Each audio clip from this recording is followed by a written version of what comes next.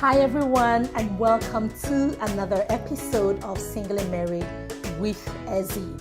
My name is Ezzy Odimoko. I'm a pastor's wife, I'm a mom, I'm a daughter, I'm a sister, and an aunt. Today, I'm going to be talking to you about how to grow 5 steps to grow in your marriage, in your relationship, right? So that is what I'm going to talk to you about today. Now, this show, for those of you who are watching it for the first time, is a show I use to encourage couples and singles alike on issues around marriage and relationships. Because I know that you want to get it right, and I want to help you do that, right? And we really can do this if we care enough and if we learn and are willing to make amends where necessary. So I welcome you to this episode, and I hope that you enjoy it, and I hope that it blesses your life. Now, if you enjoy it, excuse me, don't forget to reach out. Don't forget to share it with friends and family so that they can also participate and be blessed. Now, feel free to follow me. I'm on Facebook, I'm on Instagram, and of course, subscribe on my YouTube channel so that you can get notified every time I have a new episode. So again, today's topic is 5 ways to grow in your marriage. Okay. Now, you find that sometimes people get married, but they feel like, after year 1, year 2, they feel stuck. They feel like they're not growing. They're not getting to know their spouse better. They just feel like they are drained and the relationship is not working, right? Sometimes that's because there's 1 or 2 things that one or both partners could be doing wrong. And so I'm going to share with you these 5 steps, and I hope that you can put it into practice and you're going to see growth, you're going to see change in your relationship. Okay, you ready? Let's go. So number 1, if you want to grow, and what do I mean by growth, right? How do we measure growth? You measure growth by the health of that marriage. How do I grow? How do I measure growth? You measure growth by the health of your marriage. How healthy is it? How loving is that relationship? How easily does communication flow? How open do people feel? How content? How satisfied, right? You need to keep a tab on that in your home with your spouse to make sure everything is okay. Because you don't want to surprise you. You don't want to wake up one morning and, and the woman is like, you know what, I'm done. No, you don't want that. Or the man is like, I've had enough of this. Why? Because you were not checking to see the progress and the growth in the marriage. Okay, so 5 things we're going to talk about today, simple steps, and I know that it will bless your life. So number 1, okay, for growth, and this is be present. Number 1, be present, be involved. Right now, remember, when you got married, your partner is not looking for merely a roommate or merely somebody to share bills with, or, just somebody else occupying, the home or the apartment or what have you. They are looking for a partner. They're looking for somebody who will do life with them. They're looking for somebody who is in their life, in the lives of the children, right? So be present as much as you can. Now, we know that sometimes, life, work, what have you, can take you away. But as much as lies in you and as much as you're able, you be present. Okay, what does being present look like? That means being present in the lives of the children. Okay, if you guys have children, how the kids are doing. For example, is just back to school now, right? How were they able to get back to school? What grades are they in? Were they able to get all the resources, materials that they needed for school? Who are their new teachers? What is even their school, right? And how are they doing in school? Be present in their lives, right? Be involved in their lives. Check in with your spouse. Don't assume that things are okay. When was the last time you checked in?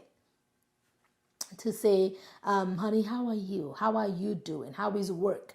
How are things going? And you had no other agenda other than just checking in, being a listening ear to hear and to communicate, to understand. So check in, be present, okay? Marriages can survive almost every challenge, but the challenge of an absentee person who is there but not there, they could be there physically but not there in any way, shape, or form, right? They don't care, they don't communicate, they're not involved, they don't know what is happening. That is a challenge. Most marriages can survive because people begin to say, you know what? It's almost like I'm doing this by myself. What's the point anymore, right? So you don't want that to happen to you. Be present. Talk to your spouse. How can I be more involved, okay? How can I be more engaged? Look for things you can take off your partner's list, right? And you can do this from anywhere. Of course, proximity is key. But even if, you have to work, you're overseas or whatever the case is, you can still find ways to be that present dad or that present mom for your spouse and for your children. So that is point number 1. Be present, be involved. Point number 2. Point number 2 is open up. Open up and communicate. Now, it's unfortunate, but it's true. A lot of people are in marriages, but they feel like they don't know who this person is. Your partner is trying to reach you, is trying to access you, trying to get into your, know you more, but they can't because you're just so closed off, and of course, sometimes there's so many things at play, past experiences, traumatic things, emotional things that happened in the past. A lot of things can be at play, but I'm hoping that you can take the steps, whatever steps you need to get the healing, the closure, and the help that you need so that you can open up for the person that you're with right now. Okay, because they're waiting to get to know you. They're waiting to communicate. They're waiting to hear from you. They're waiting to hear you out. They're waiting to hear from your heart. So open up, loosen up, and share. We're talking about growth, how you can grow, how you can go from one level to the other, and you can look back and you can say, my marriage has really grown. I feel like I know my partner better. I feel like I understand them better. So open up and communicate. And that involves listening, that involves speaking, that involves sharing your opinion. That involves giving the other person room to share their opinions, right? That involves creating a safe environment where the person feels that they can contribute. So that is not once they speak or even before they speak is like, no, you shut them down. No. So you want to create an open environment for communication. And this is something that can help even with the kids, right? These kids, you'll be amazed. Your children have so much they can contribute. They are so amazing, right? In how they problem solve, how they think and how they can contribute. You'll be amazed. So give them that room to share. Give them that room to express themselves. Give them that room and validate them. Let them know, I value this. This is amazing. This is so helpful, your contribution. And you'll be amazed at how you grow your home and grow your marriage. We're talking about 5 ways to grow your marriage, 5 ways that you can improve your relationship, grow your marriage, and actually see improvement and growth. And we said, number 1, be present, okay? Be involved. Number 2, open up and communicate. Number 3, be kind and considerate. Be kind and considerate. I mean, if you've listened to me, you will know that kindness is a theme that just flows constantly through my episodes of Single and Married, because I can't even begin to tell you the power of kindness, right? And how you can solve most of the problems you have if your partner knows that you care. You may care, but if they don't know and you're not expressing it, how are they going to know? Everybody is doing their own thing. It's like to your tent, so Israel. So be kind, be considerate, and show it. Okay? Be considerate. Now, if there's so many ways you can be considerate. Considerate of the person's time, considerate of the family's finances, considerate of, all the work that has to be done in the home, considerate of, the person's work, the person's job, the person's career. In some homes, in many homes, both of you are working, right? Do you consider that? Are you helpful? Do you help with the home? Do you pick up groceries here and there? Do you do the laundry? Do you do other things, right? Help with the children.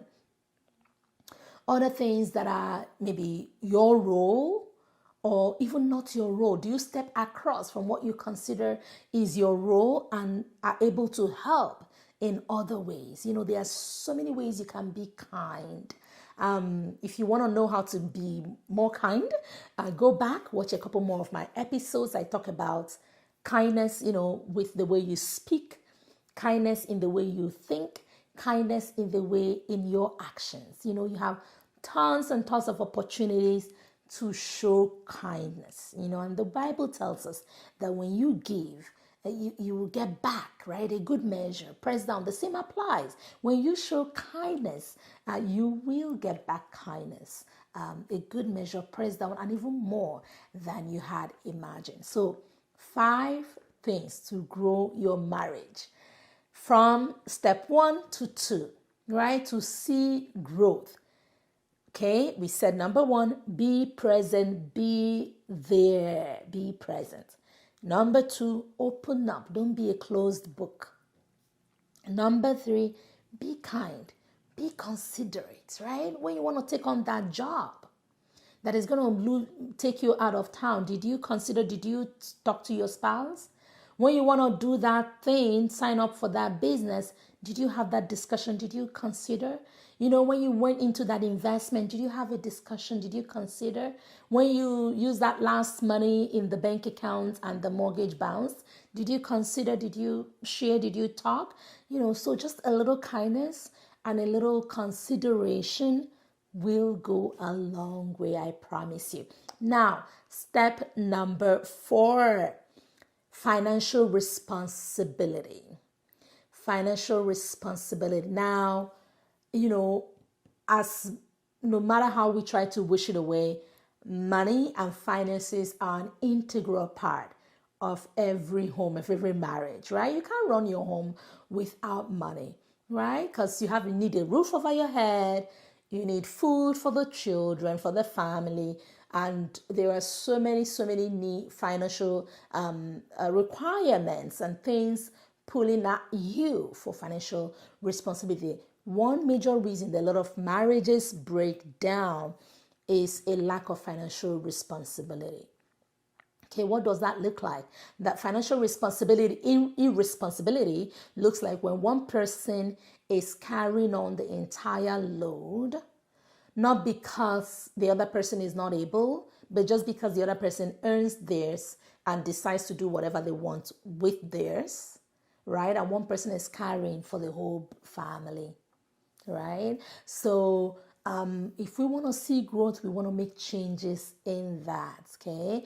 That's a whole new topic. That's a whole different thing. But you can take baby steps to start to be open, get better at having discussions around finances without flaring up, without walking away, without stopping out, without getting angry. You hear the other person, gauge how people are feeling, be transparent, be considerate, and be responsible. And that may mean, putting off things that you want to do so that things that are more urgent can be done. That may mean continuing to work hard to bring in that income. That may mean going for that promotion. That may mean a few other things.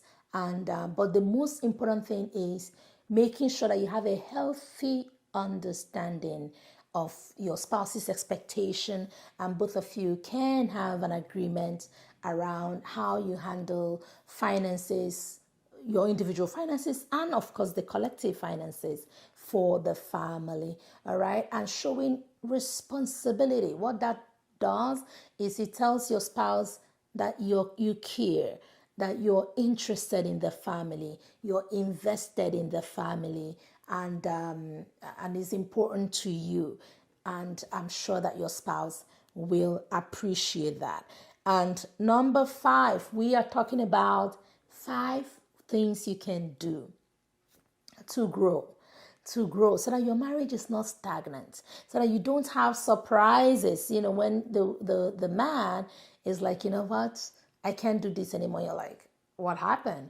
Or the woman is like, what, I can't do this anymore. And you're like, I thought we were happy. So the 5th and the last that I'm going to share with you today is be accountable.